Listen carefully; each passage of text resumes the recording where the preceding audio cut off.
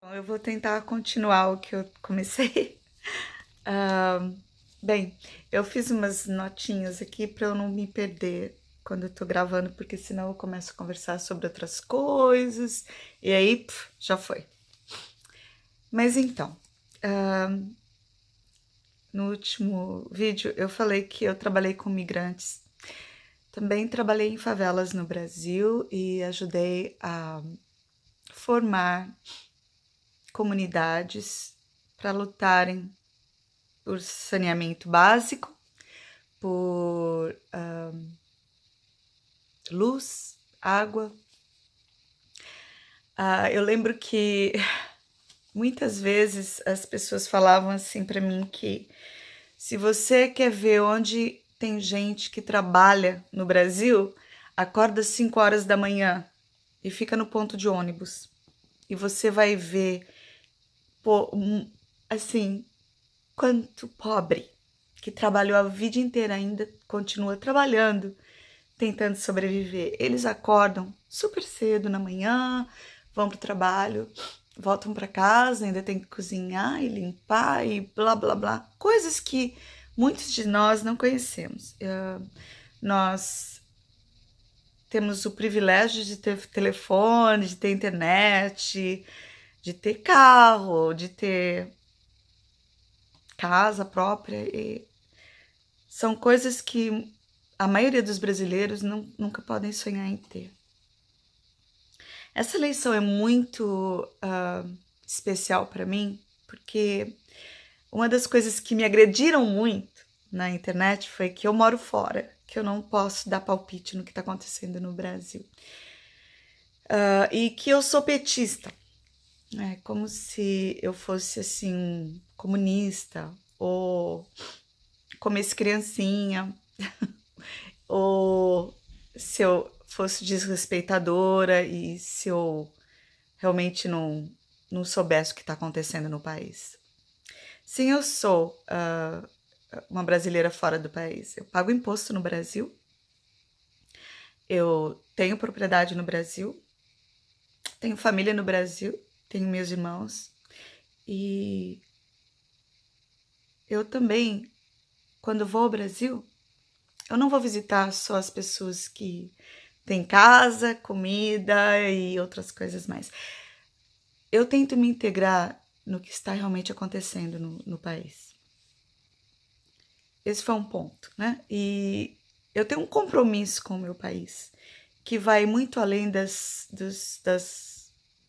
linhas de separação entre os Estados Unidos e o Brasil ou a América do Sul.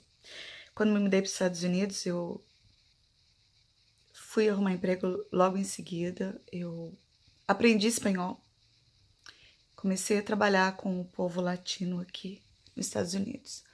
E a mesma pobreza que você vê no Brasil, você vê aqui. Mas aqui tem outra cara, né? Porque nos Estados Unidos deve ser mais sofisticada a pobreza e tal. Realmente, o pobre aqui tem TV, tem internet, tem auxílio moradia, sei lá se é assim que chama, tem auxílio de comida, auxílio de transporte, tem também acesso, as criancinhas têm acesso à saúde pública, que não existe, na verdade, aqui. Quando você começa a ver outras realidades, mas se depara com a mesma situação de pobreza, você então realiza que a pobreza realmente não tem nome, né? Ela não tem lugar de vida, ela se caracteriza pela falta de acesso às coisas essenciais da vida: casa, moradia, emprego, saúde e educação. Quando os meus filhos e eu chegamos nos Estados Unidos, o Daniel estava na 4ª série e a Lia estava na 7ª série. Por incrível que pareça, eles pularam uma série. A Lia foi estudar na 8ª série e o Daniel foi estudar na 5ª série. Por quê? O ensino do Brasil é muito mais avançado do que o ensino nos Estados Unidos, da escola básica. Eu trabalhei muito em escola pública nos Estados Unidos e sei que uma criança de terceiro ano não sabe escrever o nome com, assim, eu não lembro mais como chama, cursiva. E acho que o brasileiro não tem ideia da riqueza que temos. A riqueza, primeiro do clima, que é fantástico no Brasil. Aqui o inverno dura 6 meses. 6 meses você não tem sol, você não se queima. Se você sair no sol, você se queima de frio e não do sol. E segundo, a riqueza da comida do Brasil, que implantando tudo dá, tudo se consegue. É verdade. Eu tenho a minha própria horta, eu planto os meus vegetais organicamente e sei que eu tenho exatamente 4 meses para comê-los. Depois disso, adeus. No Brasil, você realmente tem condições de fazer isso.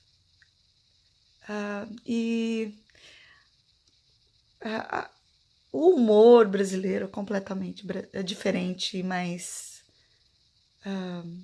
caliente, mais chegado do que o daqui. Essas riquezas são imensuráveis, porque com isso você poderia ter uma vida fantástica, principalmente se você nasceu numa casa em que seus pais sempre pagaram tudo e trabalhavam, e sempre pagaram tudo para você, e numa faculdade de graça. Não existe isso aqui. Uma faculdade de graça, você pode ter educação, uma boa educação, quando os professores estão comprometidos com a sua formação.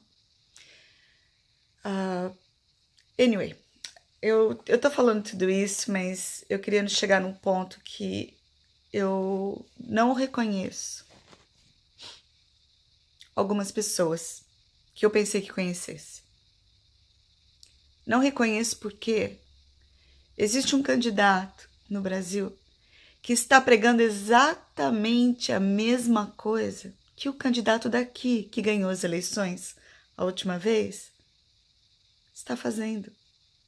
Ele prometeu e agora está fazendo. Isso me fere profundamente, porque a maioria das pessoas que falam isso falam que amam a Deus também, né? Mas quem sou eu para conhecer seu coração? Quem sou eu para ver o que está se passando na sua vida? Eu gostaria de falar um pouco sobre também a outra acusação, que é que eu sou petista. É verdade, a maioria das vezes eu votei no PT. A maioria das vezes eu apoiei e fui conhecer os candidatos do PT, assim como fui conhecer também os candidatos do PSDB e do PMDB, na época que eu morei no Brasil. Trabalhei com prefeituras do PSDB, prefeituras do PMDB, prefeituras do PPL, acho, sei lá, não lembro muito bem. Mas o fato é que a corrupção é uma coisa muito maior que você imagina. A corrupção vai de tomar um cafezinho na esquina com uma pessoa que eles querem fazer negócio.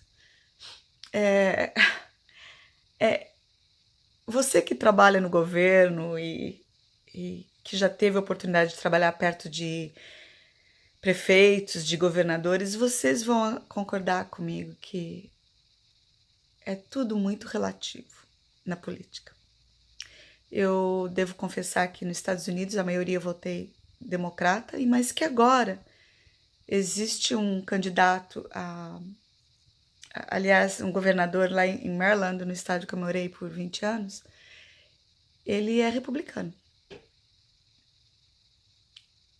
Claro que ele detesta o presidente que temos aqui, mas eu vejo que ele está fazendo coisas que são voltadas ao benefício das pessoas que são esquecidas pela sociedade, que são deixadas do lado e tudo mais.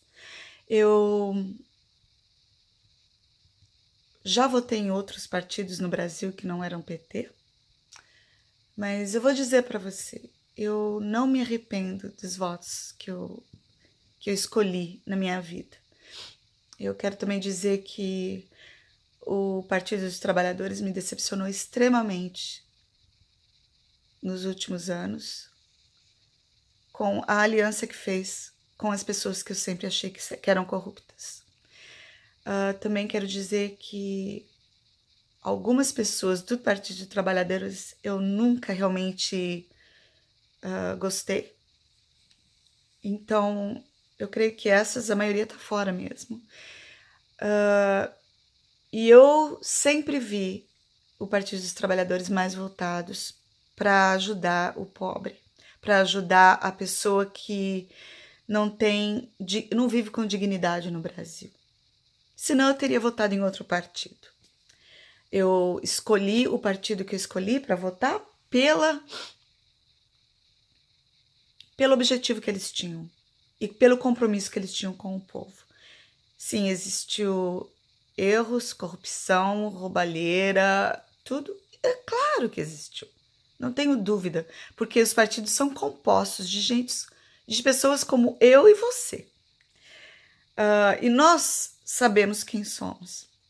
Sabemos o que somos capazes de fazer, sabemos o quanto queremos tirar vantagem de uma situação ou outra. Nós sabemos no fundo dos nossos corações.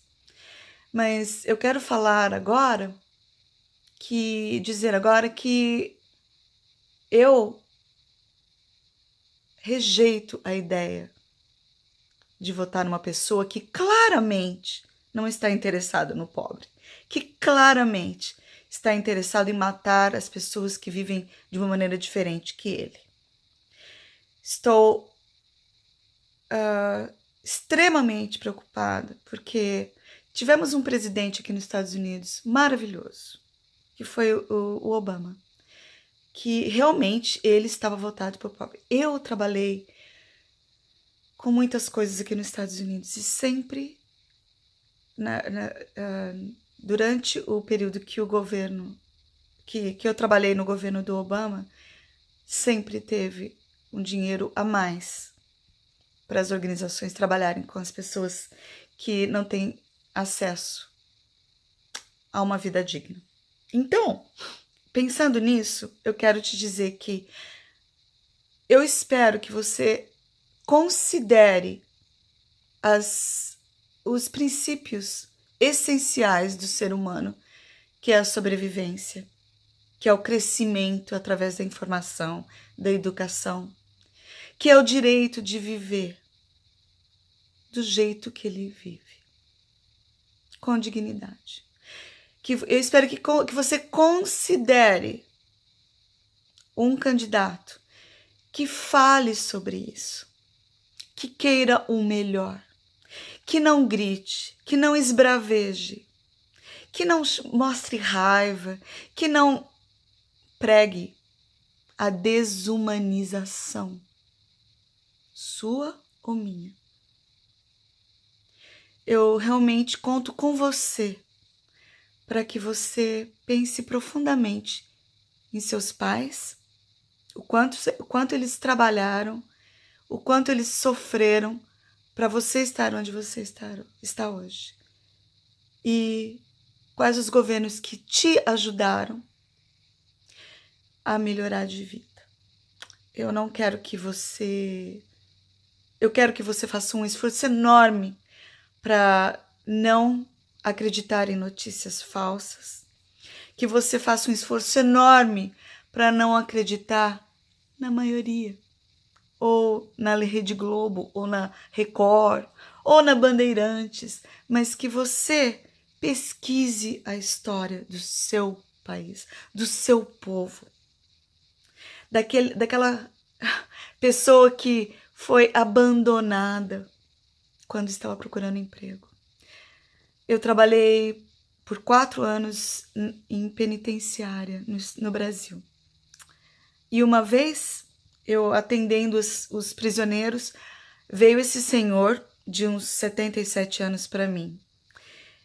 Porque alguém disse para ele dentro da prisão que eu ajudava a se comunicar com a família. Ele estava preso há 7 anos porque ele não sabia por quê. Ele disse para mim que, olha, na verdade eu não sei se eu sei que eu tô aqui, eu nunca mais vi minha família, eles me pegaram no trabalho e eu não tenho ideia. Eu depois descobri que esse homem, que era um pouquinho, tinha um pouquinho de atraso cognitivo, tinha se deitado com outra pessoa que tinha atraso cognitivo. E a família dessa pessoa chamou a polícia e o prenderam. E ele nem sabia o que tinha acontecido. Quando a família descobriu onde ele estava, eles quase morreram. Porque achavam que ele tinha morrido. Porque nunca mais tiveram notícias dele. A prisão está cheia desses casos. Por favor, considerem votar num candidato que quer a justiça social e que não quer a injustiça da igreja. Porque Deus faz isso. O que você tem que fazer é viver o que você aprendeu com Jesus, com os passos de Jesus. Ele nunca foi nas pessoas que tinham mais poder. Quem ele ajudou foram os pobres e oprimidos, os defeituosos, eu detesto essa palavra, os que tinham problemas de enxergar, os que não andavam. E foi a eles que ele pregou. Não foi a quem desse alguma coisa de volta. Por favor, considere o seu voto. Considere que importante você é para a história do seu país. Faça certo. Tchau.